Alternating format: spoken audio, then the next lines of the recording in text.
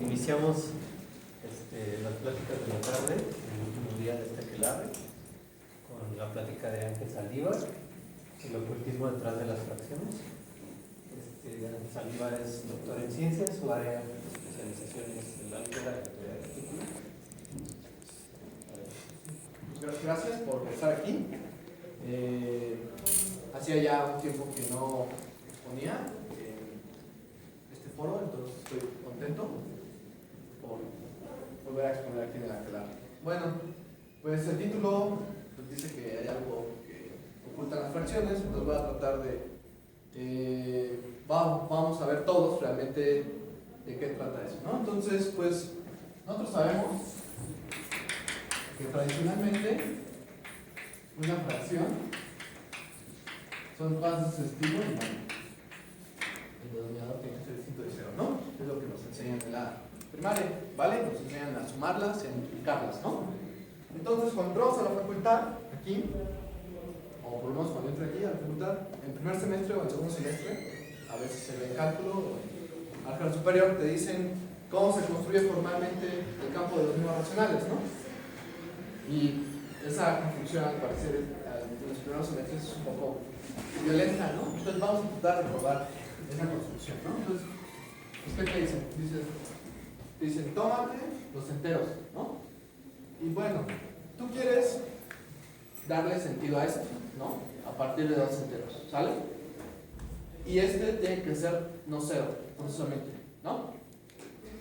Entonces dices, tómate su conjunto, ¿no? De z y llámale S, ¿vale? Entonces, pues, como son parejas, dices, pues piensa una fracción, piénsala así, digamos, esto es igual, como un par ordenado, ¿no? Donde, pues, ven y ven este es un conjunto, ¿no? Que se llama S. Entonces, pues uno lo que hace es, quiero construir fracciones, ¿no? Entonces, tomo el producto cruz de estas cosas y dices, ok, va. En Z, pues, no tengo inversos multiplicativos, ¿no? O sí, ¿no? Es el chiste de hacer fracciones. Entonces dices, pues hay que construirle a estas parejitas su inverso multiplicativo, ¿no? Entonces, pues mátalas, ¿no? Con una relación de equivalencia adecuada. ¿Cuál es la relación de equivalencia? ¿No? Pues dices, si es la fracción A, B, ¿no? Y quieres que sea equivalente a la fracción C, D, acuérdense que tanto B como D, pues no son cero. Aquí ven. Entonces dices, pues son equivalentes. Sí, solo sí. El numerador de este por el denominador de esta es igual al denominador de la otra por el numerador de la otra, ¿no? Y pues ya uno demuestra en superior 2 o en cálculo 1, dependiendo de cómo se ha tocado, que esta relación pues es de equivalencia. Entonces consideras el conjunto de casos de equivalencia, ¿no? Entonces dices, pues mira, ya. Aquí está una clase de equivalencia, ¿no? Entonces ya dices, sí va a ser una fracción, ¿va? Entonces, me dice, pues ¿cómo la sumo? Como en la secundaria, ¿no? A mí me lo llaman así, multiplica los denominadores, ¿no? Como son cosas distintas de cero y son enteros, pues el producto vuelve a ser algo distinto de cero, ¿sale?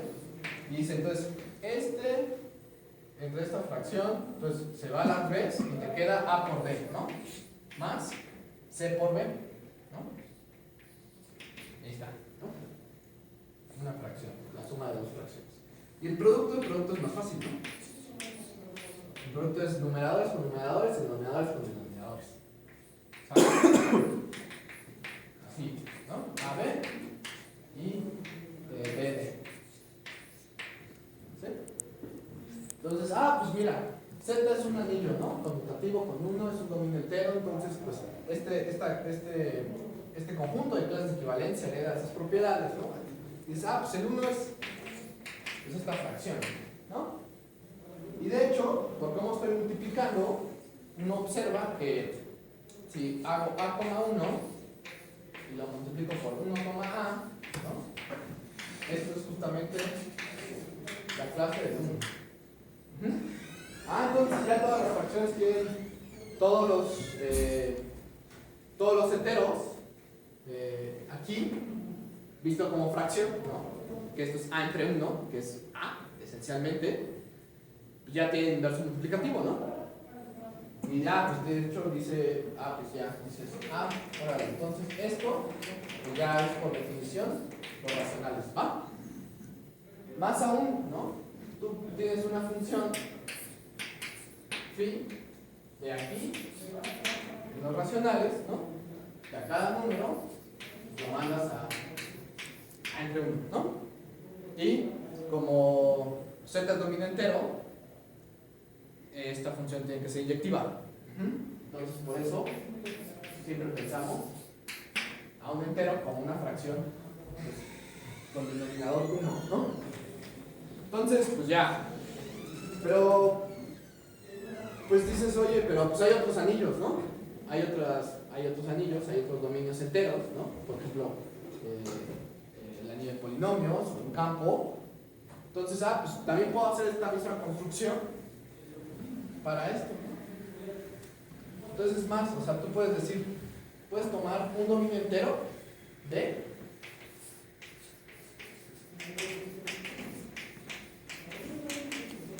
dominio entero y decir, pues voy a calcar más o menos lo que hice aquí, ¿no?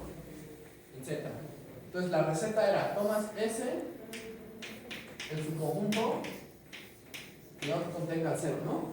Y quieres construir todos los inversos multiplicativos con respecto a ese subconjunto, ¿no? Entonces defines, haces lo mismo, tomas D plus S, defines la misma relación de equivalencia y obtienes el campo Q, ¿no?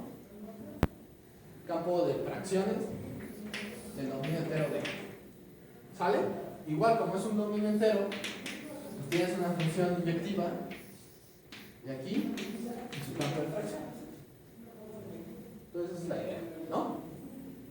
Pero pues sale, hay más anillos, ¿no?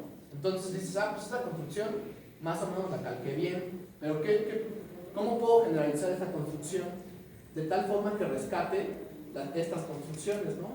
En los casos clásicos. Entonces dices, pues chécate. Primero, observa que si tengo el dominio entero y su campo de fracciones, suponte que tengo otro campo K y otra función de aquí, ¿no? De tal forma que D se inyecte en K. Como este es campo, pues todos los elementos distintos de 0 de D pues tienen inverso multiplicativo en K, ¿no? Entonces, uno puede demostrar que si esta función se llama psi, entonces existe una única función psi gorro que hace conmutar este elemento. Y como este es campo y este es campo, y esta no va a ser 0, entonces este se inyecta aquí, ¿no? O sea, este es el menor campo donde los elementos distintos de 0 de D van a ser invertibles, ¿no? ¿Qué es la situación que pasa aquí?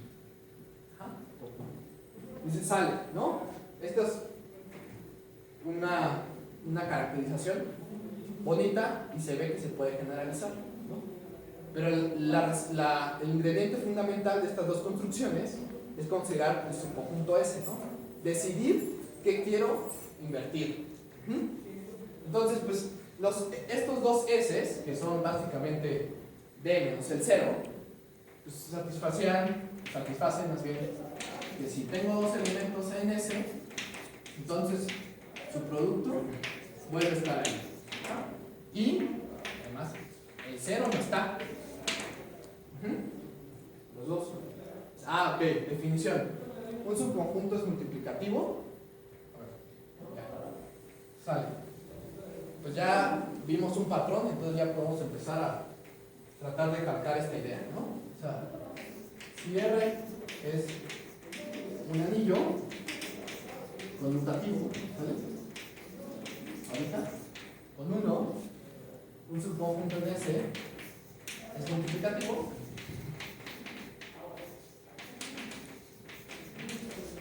Sí, bueno, tengo que esto y satisface estas dos cosas. ¿Sale? Entonces dices, ah, ok, va. Entonces después, ¿qué hicimos? Pues tomaste ¿no? Y definiste una relación de equivalencia. Entonces tú quieres ver cuando AS es equivalente a BT, ¿no? Pero pues esto era algo así, ¿no? Entonces dices AS es equivalente a BT si el numerador de por el denominador de esta menos, ¿no? Esto va a ser 0, ¿no? Es decir, si solo si existe algo que lo mata, ¿no? Como estaba en un dominio entero, pues la 1 tenía sentido, ¿sale? Entonces, en el caso conmutativo, pues, esto se puede probar con un poco de trabajo, que es una relación de equivalencia, ¿no? Entonces dices, ah, ok, pues ya vamos por buen camino, ¿no? Entonces vos dices, ah, pues voy a invertir ¿no? Entonces le pones así, con respecto a R, esto, que sea las clases, el conjunto de clases de equivalencia, y pues ya tengo que tener aquí una flecha, ¿no? Y ahí existe un tal que esto pasa, ¿no? Entonces pues ya tienes, de hecho, la construcción, ya, es el mismo, es la misma definición, ¿no? Solo que como ya no estoy en un dominio entero, pues puede haber cosas no cero que vayan a dar a cero, ¿no? ¿Sí? Entonces ya este morfismo, como ya es algo más general, esta flecha, y ya no necesariamente es inyectiva, ¿no? O sea, ya perdí que el anillo original se sumergiera en el anillo que cree, ¿no? Con las relaciones de equivalencia, con esta relación de equivalencia. Pero pues ya, cuando tienes como las operaciones se definen igual, como se enseñaron en la secundaria, pues uno ve que todo elemento en S es invertible. Aquí, ¿no? Entonces aquí ya tiene inversos S, ¿no? Todo S es invertible. Y de hecho, lo que también se prueba, pues la prueba es fácil. Tienes esta flechita acá, ¿no? Y supón que tienes otro anillo T y una flecha, ¿sí? Tal que si de S en T es invertible para todo acá, ¿no? Entonces puedo encontrar una única función si borro tal que es invertible. Entonces, eso lo sigo teniendo esas propiedades, ¿no? Si tengo el subconjunto S, me fabrico un anillo donde todo el elemento en S tiene inverso multiplicativo, y además, si de pura casualidad existe otro anillo, tal que bajo esa función que trae cargada T, S es invertible, pues entonces puedo crear una función única, ¿no? Tal que esa composición es esta que estoy dando aquí, ¿no? Entonces dices, bueno, de lo que generalicé, pues es lo mejor que puedo rescatar, ¿no? Pero pues sale, ¿no? Hay muchos, esto es para el caso conmutativo, para el caso de dominios enteros, pero pues hay muchos anillos que no son conmutativos, ¿no? Entonces la pregunta es, ¿cómo puedo generalizar esta construcción en el caso no conmutativo, ¿no? Entonces ya la gente se pone a pensar, ¿no? Hay una forma bruta de hacerlo, ¿no? Pero no la voy a escribir aquí. Tomas un anillo conmutativo, no conmutativo, así un anillo con uno. Tomas un subconjunto multiplicativo. Entonces concatenas todos los elementos y generas una cosa que se llama el monoide, generado por los elementos, y agregas todos los inversos formales, y pues eso cumple la definición. O sea, eso cumple que todos los elementos del subconjunto multiplicativo son invertibles allí. El problema es que describir los elementos ahí, en esa cosa, es feo, ¿no? Y en general no es anillo. Entonces, pues esa construcción, que es forzar que las cosas tengan un inverso, es bruta.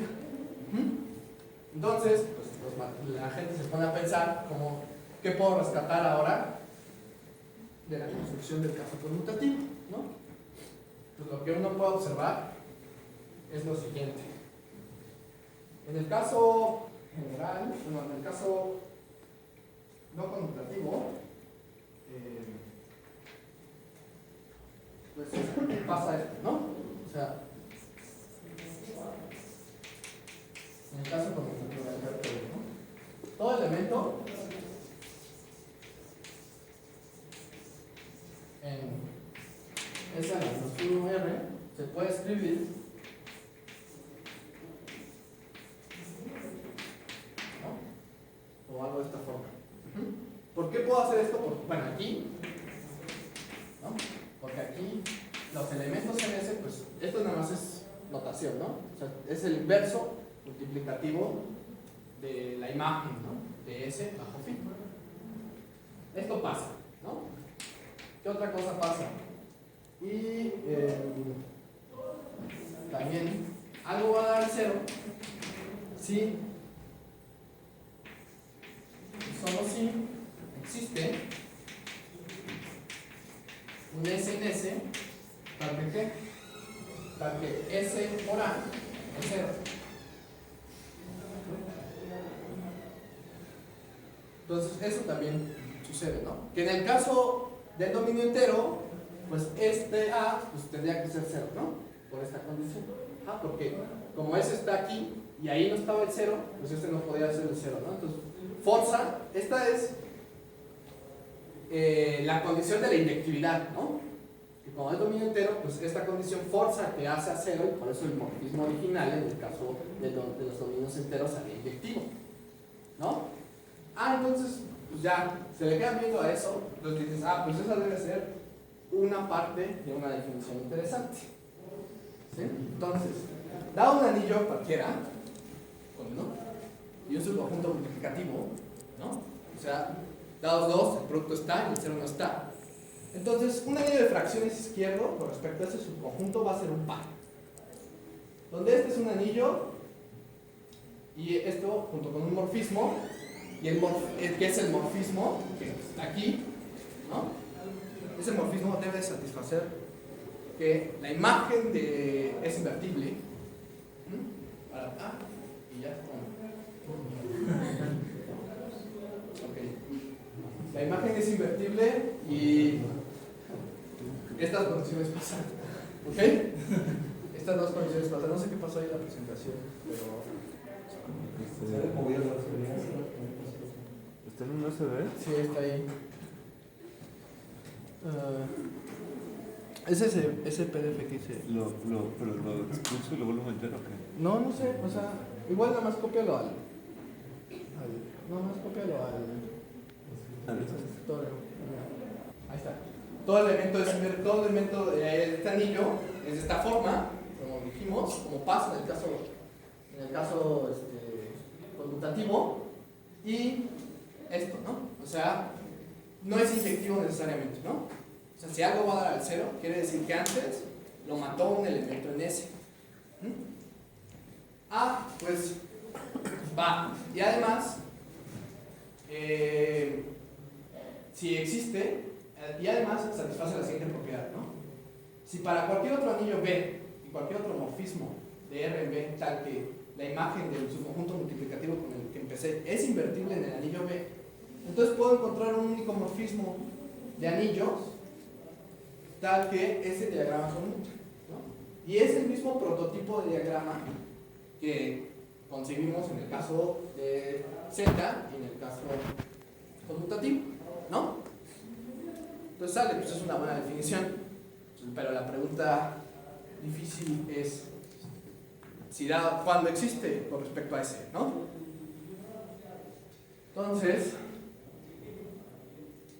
el teorema es lo siguiente: si tomas un conjunto multiplicativo del anillo, y entonces el anillo de fracciones izquierdo, hay que tener cuidado con eso, ¿no? Izquierdo, o sea, estoy invirtiendo, pero por la izquierda, ¿no? Va a existir si solo si S satisface estas propiedades, ¿no? Que son un poco técnicas. Son dos propiedades que se llaman las condiciones de Ore. Ore fue el que las estableció.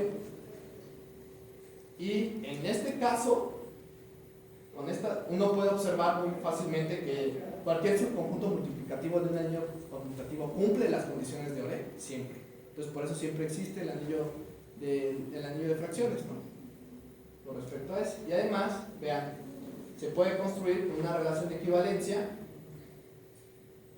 de esta forma, ¿no? Bueno, se tiene que probar que esta relación es equivalencia, se hacen las cuentas, se definen las operaciones, es bastante latoso.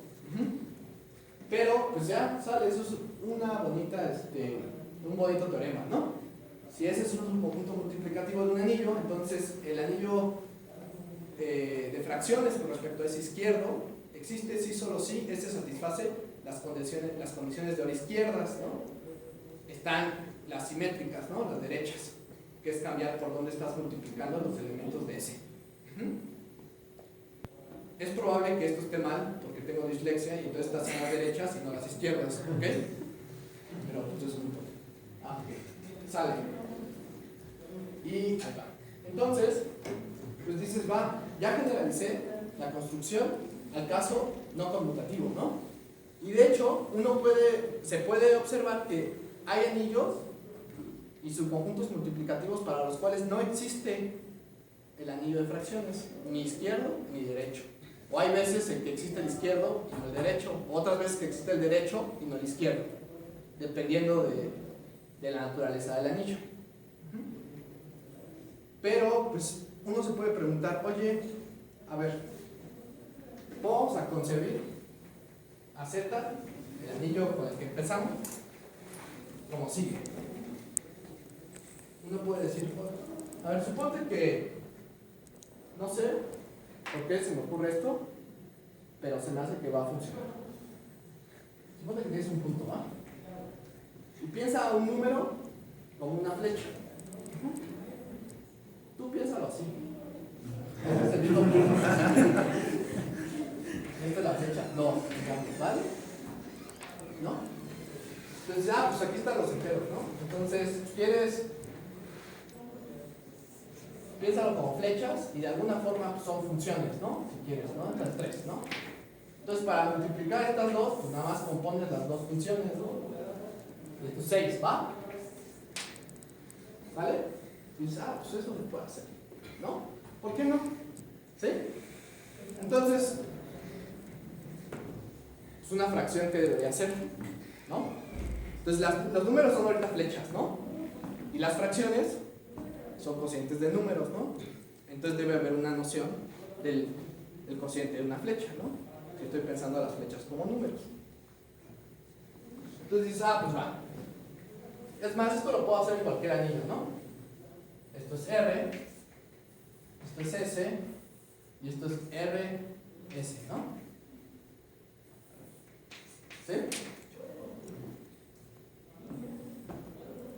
Entonces dices, pues tengo el anillo, así, pensado así, y pues tomo un subconjunto multiplicativo del anillo, ¿no? Y esas son ciertas flechas, ¿no? Que estoy pensando ahorita que son ciertos números, ¿no? ¿Sí? Entonces, por ejemplo, pues voy a pensar que una fracción es así. Digamos que es, otra vez regresamos a Z, piensen que este es el 1, ¿no? Y pues en Z, S son todos los enteros salvo el 0, ¿no? Entonces aquí lo voy a poner así y que este sea el 2, ¿no? La pongo así porque quiere indicar que esta flecha está acá, ¿no? O sea, esto es la fracción 1/2, ¿no? Que también, pues ya, aquí desde las secundarias esto sale, ¿no? Entonces, una fracción es un techo, ¿no? Digo, de esta forma, entonces, pues tiene forma de techo.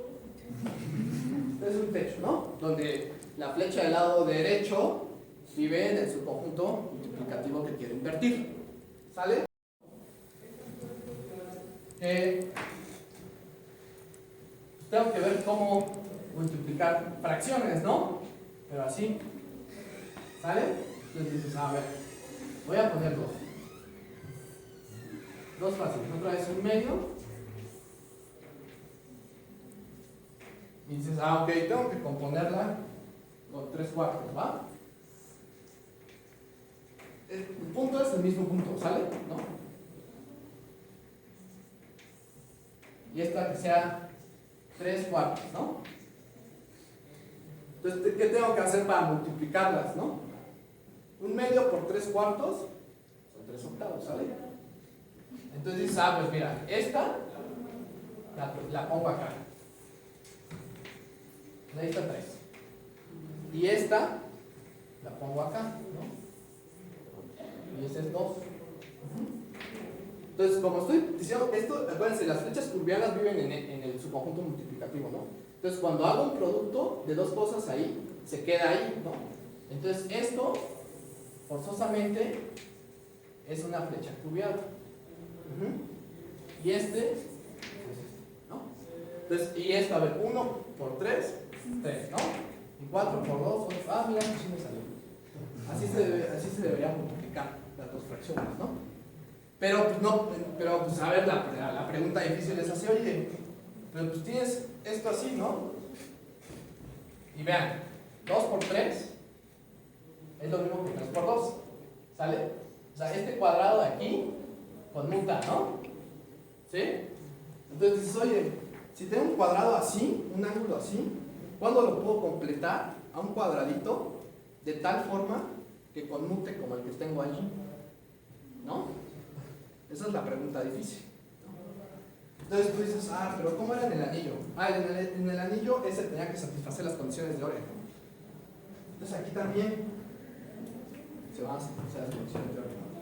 Bueno, no importa. A ver, la idea es que pues, todo esto lo podemos hacer en categorías, ¿no? Y aquí C es una categoría. Y el subconjunto que quiero invertir pues son las flechas, ¿no? Son ciertas flechas del universo donde estoy trabajando, ¿sale?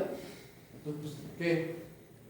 Dices, ah, pues mira, tomo un angulito así, ¿no? Y aquí está la flechita S que vive aquí y cualquier otra flecha, ¿no? Entonces dices, ah, pues O1 debe ser que puedo completar este cuadrado así, ¿no? Ya está, ¿no? O sea, puedo encontrar un elemento en el conjunto que quiero invertir, que aquí en este caso es el 2, ¿no? De tal forma que el cuadradito conmute. Y había otra condición, ¿no? En el anillo eran dos condiciones.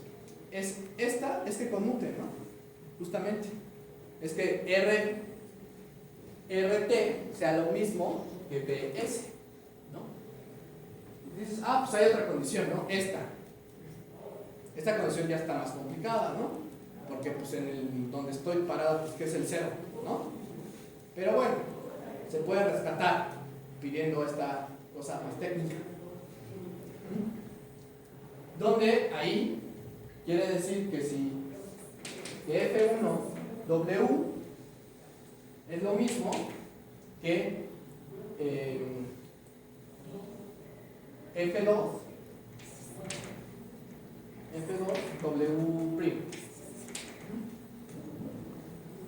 Esto quiere decir esta cosita. En el anillo, pues es el 0.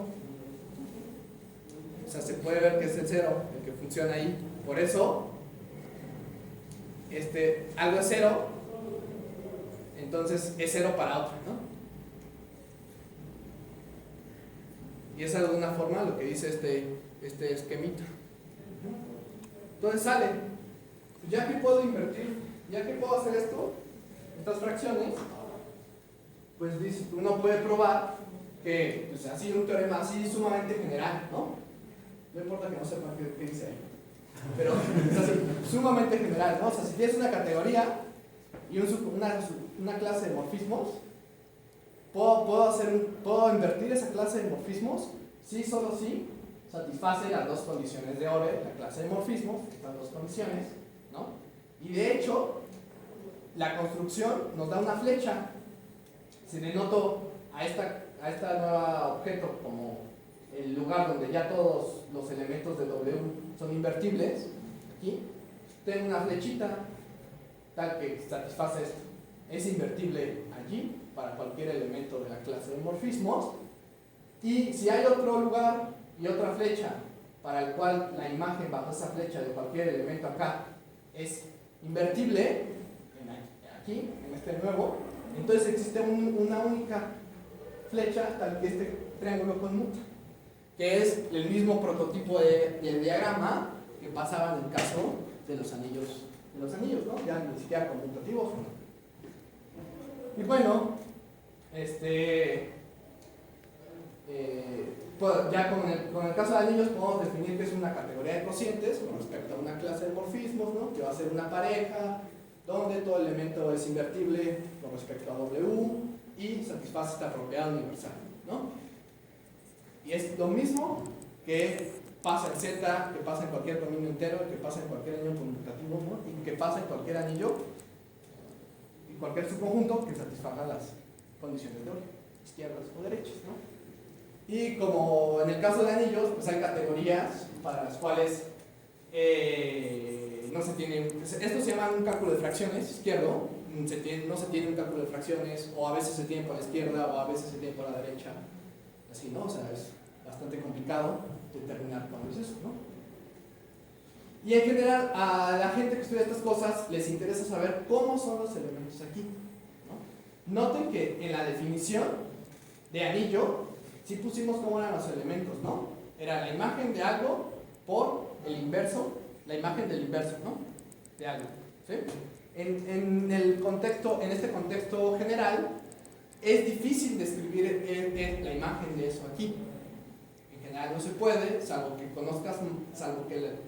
esta cosa tenga propiedades más agradables. Por ejemplo, que sea abeliana, que sea aditiva, que sea triangulable, ¿no? Que sea como la categoría de conjuntos, ¿no?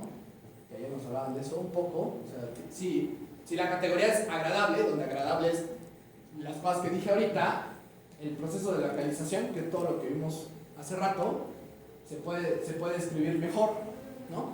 Y de hecho, pues como es bastante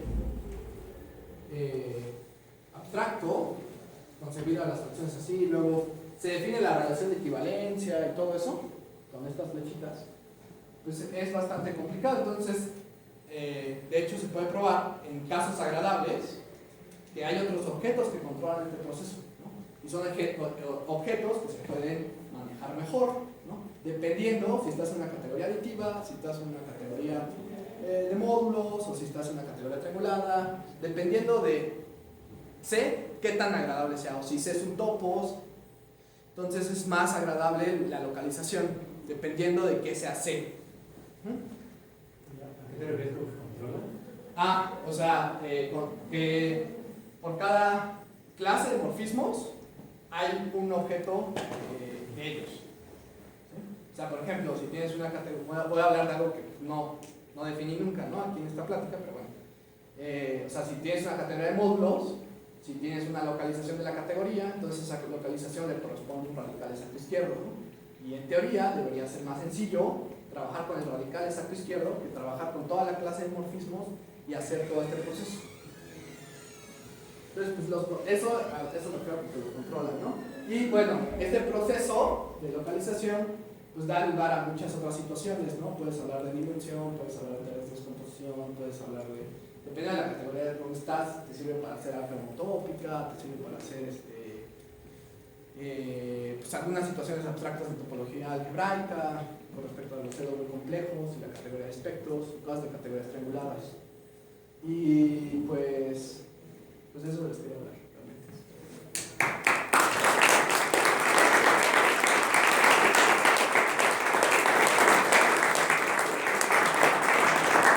¿Hay alguna pregunta?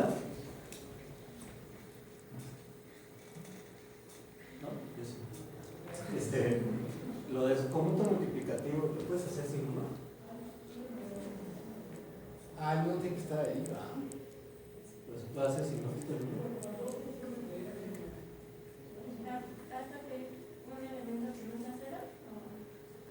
No, yo creo que tiene que tener uno para que el de allá tenga uno. Pero si empiezas con uno sin uno, si no te sale sin uno, ¿no? Pues sí. Sí, o sea, el 1, sí, a ver, sí, el 1 no es necesario en la construcción, solo que no tenga el 0. Pero pues, si te das una categoría, pues le pides a W que tenga todas las identidades, ¿no? Que son como muchos unos. ¿Y cómo, cuando te toman la categoría, ya cuando lo organizas, ¿Cómo cómo compones? te queda, cómo son los objetos ahí? Los objetos son los mismos objetos de C. ¿Y tus flechas? Las flechas son clases de equivalencia de los techos. Sí. Así que son donde la relación de equivalencia, pues si quieren se las escribo.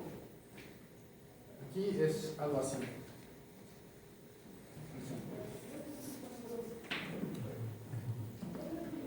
No voy a acordar. Ah, ya está. Donde la relación de equivalencia es así. Acuérdense, las flechas que están rectas son flechas que viven en la categoría y las que están curviaditas van a vivir en lo que quiero invertir, ¿no? Entonces aquí tienes este, aquí está este, y tienes estas dos cosas, ¿no? Así. F1, F2, W1, W2. Entonces vas a decir que son equivalentes si puedes encontrar G y puedes encontrar H, tal que la composición, esta composición, sea este W y esta composición, que es W1G, también esté en W. O sea, esta y de tal forma que este es F1G, o sea, este con esta composición sea un techo. Y esta con esta composición, no, esta, perdón, con esta sea otro techo. Eso se prueba otra vez con mucho cuidado y con muchas ganas de trabajar. Y esa relación es equivalencia, no es tan trivial probar que es transitiva. Y ya, o sea, tomas las clases de equivalencia de los morfismos y esta es la nueva categoría, la que puse ahí que se llama CW a la menos 1. Los objetos son los mismos, pero las clases de morfismos no. Y hay otra cosa que acabo de acordar, por la cual se le piden las condiciones a W, y es que si W no satisface alguna de las dos condiciones, tú puedes construir este, o sea, se puede demostrar que puedes construir este, por un proceso que se llama amplificación. Pero, ahí para los que saben cosas de categorías, los ohms, ahí, pueden ser no cardinables. En C siempre son cardinables, porque esa es categoría, pero en la nueva categoría, si W no satisface alguna de las dos condiciones que pusimos, los ohms aquí pueden salirse de la teoría de conjuntos, entonces eso habrá que multiplicar. Entonces por eso es necesario, por eso es muy importante estas dos condiciones. Es como en el caso del anillo, ¿no? Si no tengo esas dos condiciones de Ore, puedo crear el anillo en un lugar donde todo sea invertible, pero las descripciones de los elementos ahí pues es algo asqueroso. ¿Alguna otra pregunta? ¿Comentario? Entonces vamos a dar un regalo. ¿Por qué es?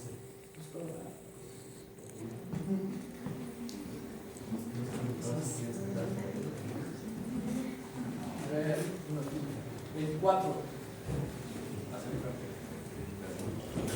¿10? ¿No? ¿No hay 24? ¿Sí hay quiénes?